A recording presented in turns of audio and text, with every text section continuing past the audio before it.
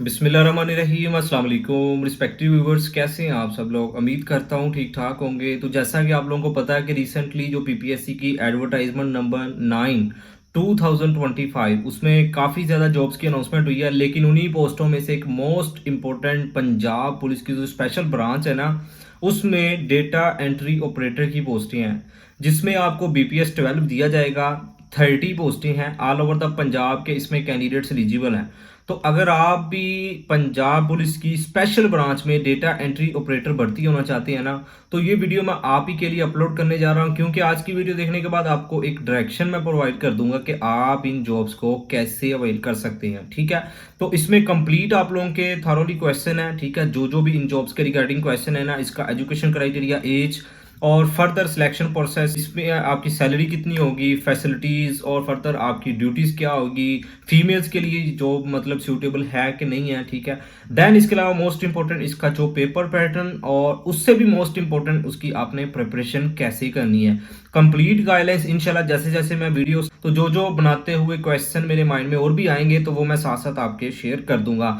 एक most important diploma, इसमें कुछ जो एजुकेशन के साथ रिक्वायर्ड है ना, उसका आपने कैसे जुगाड़ लगाना है ना, वो भी मैं आपको उसका सोल्यूशन बताने जा रहा हूँ। आपने परेशान नहीं होना, क्योंकि मुझे पता है कि आप डिप्लोमे के मामले में परेशान हैं। ठीक है, जो 1 साल का मेंशन है, तो जल्दी से मैं एजुकेशन की आपके साथ डिटेल में मतलब शेयर कर देता हूँ। एजुकेशन इसमें एफए, एफएससी, आईसीएस, आईकॉम, डीकॉम। ठीक है, इसके अलावा कोई 3 साल डिप्लोमा भी किया हुआ है ना, जो इक्वल टू इंटरमीडिएट है, तो भाई आप एलिजिबल ना अप्लाई कर सकते हैं। लेकिन इसमें मोस्ट इंपॉर्टेंट जो डिप्लोमा के हवाले से 1 ईयर रिक्वायर्ड है ना आपका सर्टिफिकेट, तो उसका चले मैं आपको बाद में बताता हूँ। लेकिन एज क्राइटेरिया आप इसमें नोट कर लें। अगर आपकी एज मेल में 35 रिक्वायर्ड है, 38 फीमेल्स के लिए रिक्वायर्ड है। ठीक है, तो काफ़ी मतलब एज या रिलैक्सेशन इसमें ऐड है, ये आपने नोट कर लेना है।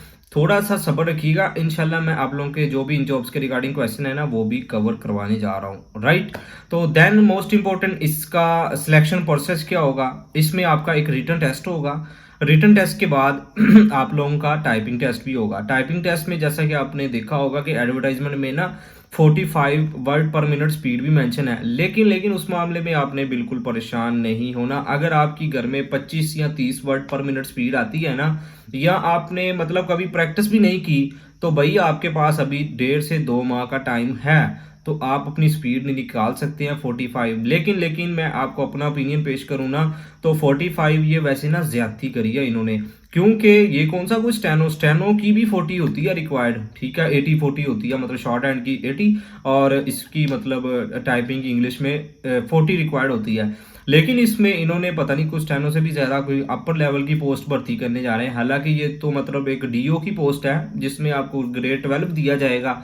तो उसमें स्टेनो में तो हालांकि 14 स्केल की पोस्ट होती है, लेकिन ये वैसे ज्यादा है। बाकी मे भी with the passage of time थोड़ी सी कोरिजेंडम कर ले डिपार्टमेंट से, मतलब थोड़ी सी ये मुशावरत करके पीपीएससी इसमें थोड़ा सा कोरिजेंडम कर सकता है, अगर डिपार्टमेंट एग्री होगा। अगर डिपार्टमेंट एग्री हो नहीं होगा तो फिर मुश्किल है। बाकी मैं आपको अपना ओपिनियन दूं ना, तो मुझे लगता है कि इसमें ना कोरिजेंडम हो सकता है, 35 तक आ सकती है, क्योंकि 35 ही बेसिक मतलब एक रिक्वायरमेंट होती है, चाहे आप किसी भी डिपार्टमेंट में भर्ती होने जा रहे हैं। ठीक है, तो टाइपिंग टेस्ट होगा। जो जो कैंडिडेट्स भी इसमें मतलब रिटन टेस्ट में क्वालिफाई कर लेते हैं, अब देखें कितने लोगों को टाइपिंग टेस्ट के लिए बुलाया जाएगा, ये भी मैं आपको बता देता हूँ। फर्दर उसका पेपर पैटर्न है ना, वो मैं आपको बाद में बताता हूँ। रिटन टेस्ट में एक सीट पर, जैसा कि 30 मतलब सीटें हैं ना, एक सीट पर 10 कैंडिडेट्स को ना टाइपिंग टेस्ट के लिए बुलाया जाएगा। ठीक है, पीपीएससी में यही एक मतलब इनका ना रूल है, एक सीट पर 10 कैंडिडेट्स को बुलाया जाएगा। अब हर मतलब कैंडिडेट्स का पास होना गारंटी नहीं है कि उसको टाइपिंग के लिए बुलाया जाएगा। अब मेरिट डिपेंड करता है कि कहाँ पे एंड हो रहा है। ठीक है, तो अब 30 10 बार 300 कैंडिडेट्स को ना टाइपिंग टेस्ट के लिए बुला लिया जाएगा। फर्दर जो क्राइटेरिया को टाइपिंग में फुलफिल करेंगे, तो भाई देन उनका होगा इंटरव्यू। इंटरव्यू के बाद आप लोगों का मेडिकल के साथ ही आप लोगों की शॉर्ट लिस्टिंग हो जाएगी। बाकी इंशाल्लाह मैं इंटरव्यू के वाले से ना एक डिटेल में सेपरेट से वीडियो बनाऊंगा, तो आपने इंटरव्यू के मामले में भी परेशान नहीं होना। मैं टाइपिंग के वाले से कुछ आपको बता दूं, अगर आपकी घर में टाइपिंग मतलब जीरो है, अगर आपने कभी प्रैक्टिस नहीं करी, तो भाई आपके पास 1.5 से 2 माह से भी ज़्यादा टाइम आपको मिल सकता है। ठीक है, तो आपने घर में बड़ी अच्छे से प्रैक्टिस कर लेनी है। टाइपिंग मास्टर को इंस्टॉल करें, वहाँ जो कोर्सेज हैं उनको आप सबसे पहले कंप्लीट करें। फर्दर कोई न्यूज़पेपर इंग्लिश का लें, उसको देखते हुए आप डेली मतलब 2-2 घंटे सुबह और 2 घंटे शाम को प्रैक्टिस करें एमएस ऑफिस पर भी, ठीक है। तो इस तरीके के साथ अपनी टाइपिंग को आप इंक्रीज कर सकते हैं। 45 भी निकालना कोई इतना मुश्किल नहीं है अगर आप दिन में 2 घंटा सुबह और 2 घंटे शाम को प्रैक्टिस लगातार 1 महीना कर लेते हैं, ठीक है। मैं उम्मीद करता हूँ आप मेरी बात को फॉलो कर रहे होंगे। अगर इसमें तब्दीली नहीं होती, फर्दर आपकी सिलेक्शन हो जाएगी, जैसा कि मैं आपको बता चुका मेडिकल के साथ ही। मेडिकल को इसमें आपका कोई इतना डिफिकल्ट नहीं होगा। ये ना सिविलियन टाइप जॉब्स है, मतलब इसमें कोई यूनिफॉर्म बेस्ड जॉब्स नहीं है, ये भी आपने नोट कर लेना है। कोई आपको जैसे कांस्टेबल में यूनिफॉर्म, ठीक है, या मतलब होती है ना, तो ये यूनिफॉर्म बेस्ड जॉब नहीं है। इसमें आपने मतलब आम कपड़ों में ही रहते हुए डीईओ के तौर पर काम करना है स्पेशल ब्रांच में। तो इसमें मोस्ट इंपॉर्टेंट इसकी पोस्टिंग आपकी कहाँ होगी। Posting all over the Punjab में कहीं भी हो सकती है, लेकिन जो मेजर मेजर सिटीज़ है ना, लाइक मैं लाहौर की बात कर लूँ, गुजरांवाला की बात कर लूँ, सियालकोट, मुल्तान, ठीक है, तो इन मेजर सिटीज़ में आपको ज़्यादातर प्रेफरेंस दी जाएगी। बाकी अगर आप इन्हीं में रह रहे हैं तो फिर आपको प्रेफरेंस अपने सिटी के अकॉर्डिंग दी जा सकती है। लेकिन पोस्टिंग आपकी मेजर मेजर सिटी जहाँ जहाँ मतलब इनकी वैकेंट्स खाली है ना, तो वहाँ आपकी पोस्टिंग हो जाएगी। एज अ डीईओ आपकी मतलब भर्ती हो जाएंगे जहाँ जहाँ भी मतलब पोजीशंस खाली हैं, ठीक है। ये वैसे डिपेंड करता है कि कौन कौन सी स्पेशल ब्रांच में रिक्वायर्ड है खाली पोस्टों एज अ डीईओ की। तो फर्दर बात करते हैं इसमें आपकी सैलरी कितनी होगी। सैलरी आपकी देखिए, पंजाब पुलिस के अगर आप एम्प्लॉई होते हैं ना, इसमें आपको एक स्पेशल अलाउंस भी मिलता है। तो सैलरी आपकी राउंड अबाउट ना तकरीबन 45-50,000 के राउंड अबाउट आपकी स्टार्टिंग होगी, ठीक है। बाकी with the passage of time आपको पता है कि बजट में सालाना इंक्रीमेंट, ठीक है, वो आपको साथ साथ मिलता रहता है। लेकिन एक चीज इसमें ना आपने ये नोट कर लेना है, ये जो डीईओ की पोस्टें हैं ना, ये फीमेल्स के लिए सूटेबल है कि नहीं है। देखिए, इसमें आपने ना ज्यादातर ऑफिस में रहते हुए ही काम करना है, ठीक है, कंप्यूटर पर काम करना है।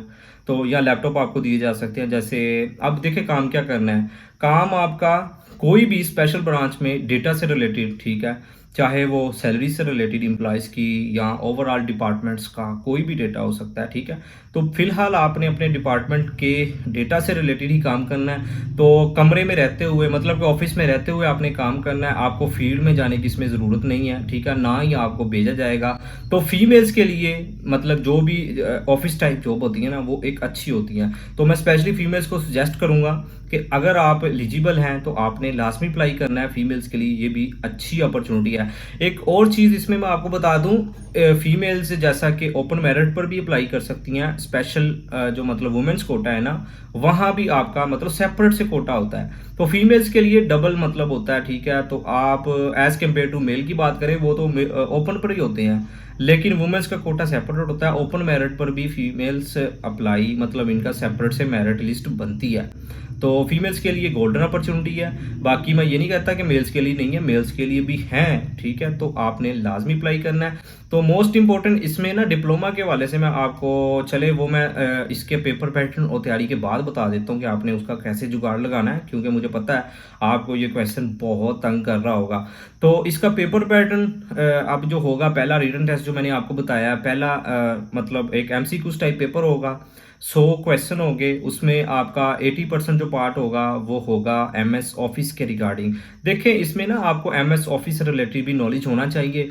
तो अगर नहीं है तो भाई बिल्कुल परेशान नहीं होना। 80 क्वेश्चन आपके एमएस वर्ड, पावर पॉइंट और देन इसके अलावा जो बचता है एक्सेल वर्ड पावर पॉइंट से रिलेटेड 80 क्वेश्चन आएंगे, जिसमें आपने कंप्यूटर को भी ऐड कर लेना है। कंप्यूटर की जनरेशंस, फुल फॉर्म्स हो गया, ठीक है। तो इनसे रिलेटेड आपसे 80 क्वेश्चन पूछे जाएंगे।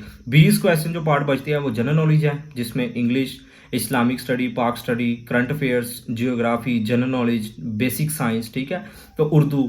तो इनके क्वेश्चन आपको 20 मिलेंगे। और जो मोस्ट इंपॉर्टेंट रेशो है ना, वो है एमएस ऑफिस। तो इसकी ज़्यादा आपने टेंशन नहीं लेनी। एमएस ऑफिस का जो पार्ट है ना भाई, उस पर मैंने सेपरेट से एक 3 वीडियो अपलोड की हुई हैं। अगर आप वो उसको कंप्लीट देख लेते हैं ना, ये मेरा आपके साथ प्रॉमिस है। रिसेंटली जो कंप्यूटर ऑपरेटर एजुकेशन डिपार्टमेंट में जो भर्ती हुए हैं लोग, तो भाई वो अल्हम्दुलिल्लाह से बहुत सारे कैंडिडेट्स ने क्वालिफाई किया वो 3 वीडियोस देखकर, क्योंकि मैंने ऑफिस और एक्सेल और पावर पॉइंट का ना रगड़ा उतारा हुआ है, ठीक है। क्योंकि मैंने हर चीज़ ऑलमोस्ट बेसिक से एडवांस तक कवर की हुई है, जो वन पेपर एमसीक्यू उसके अकॉर्डिंग एग्जामिनर पूछ सकता है। तो भाई वो 3 वीडियोस देख लें। फर्दर इंशाल्लाह जो चीज़ रिक्वायर्ड होगी वो मैं साथ-साथ आपके साथ शेयर कर दूँगा। जनरल एबिलिटी का भी मैं सेपरेट से इस्लामिक स्टडी, पाक स्टडी और general knowledge, geography, English, Urdu वगैरह की मैंने सेपरेट से प्लेलिस्टें बनाई हुई हैं। आपको परेशान होने की ज़रूरत नहीं है, कहीं कोई अकेडमी ज्वाइन करने की ज़रूरत नहीं है।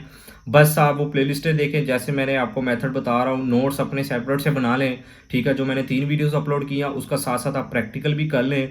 तो भाई आपके साथ प्रॉमिस कर रहा है, आप इसका रिटन टेस्ट गारंटी दे रहा हूँ, ठीक है? आप क्वालीफाई कर लेंगे। क्योंकि इसमें कोई इतना ज़्यादा डिफ़िकल्ट नहीं होगा। तो बाकी फिर भी कोई लेटेस्ट अपडेट इन जॉब्स के रिगार्डिंग आएगी, ठीक है? जैसे with the passage of time, वो मैं आप लोगों के साथ लाज़मी शेयर कर दूँगा। चैनल पर नए हैं तो चैनल को ज़रूर सब्सक्राइब कर लीजिएगा। अगर आपको पता मतलब कोई लगता है कि इस चैनल की मुझे ज़रूरत है, आपको आइडिया हो जाएगा मतलब अगर आप विज़िट करेंगे इस चैनल पर मैं कौन-सा कंटेंट अपलोड करता हूँ। बाकी इसके अलावा मोस्ट इम्पोर्टेंट डिप्लोमा के हवाले से मैं आपको एक जुगाड़ बताने जा रहा हूँ। अगर आपके पास मतलब 1 ईयर का डिप्लोमा नहीं है, 6 माह का है, 4 माह का है, ठीक है? तो फिर भी आपने भई अप्लाई कर लेना है। 1 साल का वैसे मेंशन है। जिसके पास है ही नहीं, भई वो मैं आपको बता दूँ, एक सेपरेट से मतलब हर शहर में आप किसी भी मतलब थोड़ा बहुत जिसका हाथ पड़ता है ना एजुकेशनल डिपार्टमेंट से रिलेटेड, तो भाई उनको कहें वो आपको बना देंगे, ठीक है? ये हर सिटी में ऑलमोस्ट एप्टा से मतलब जो रजिस्टर है ना कॉलेज, वोकेशनल कॉलेज, तो आप वहाँ किसी बंदे से बात करें, वो आपको बना देंगे। ये मैं बात आपको इसलिए बता रहा हूँ, देखिए अब आपके पास टाइम तो नहीं है, 1 साल का वहाँ मतलब आप ड्यूरेशन अपनी निकालेंगे तो फिर आपको सर्टिफिकेट मिलेगा, वो भी 1 साल के बाद। तो अगर नहीं है तो भाई आप इस तरीके से जुगाड़ लगा सकते हैं, ठीक है? जो कि रिकॉग्नाइज़्ड होगा। पैसे लेकर आपसे मतलब बनवा देंगे आपको, ठीक है? तो भाई ये आपको जुगाड़ बता रहा है, बिल्कुल भी आपको परेशान होने की ज़रूरत नहीं है। आपको वैसे तो अपने इर्द-गिर्द काफ़ी लोग मिल जाएँगे, अगर मैं मतलब आप सोशल मीडिया पे भी देखेंगे, वो आपको पैसे लेकर बनवा देंगे। लेकिन आपने खुद अगर मतलब वेरिफ़िकेशन करके ओरिजिनल बनवाना है ना, तो आप खुद मतलब ट्राई कीजिएगा। बाकी देखिए मैंने आपको थोड़ा-सा आइडिया देना था, मैं ज़्यादा थॉरोली चीज़ें नहीं बताना चाहता। तो इसी वजह से आपको बता रहा हूँ डिप्लोमा के हवाले से सर्टिफिकेट बना लें, अगर आपने अप्लाई करना है।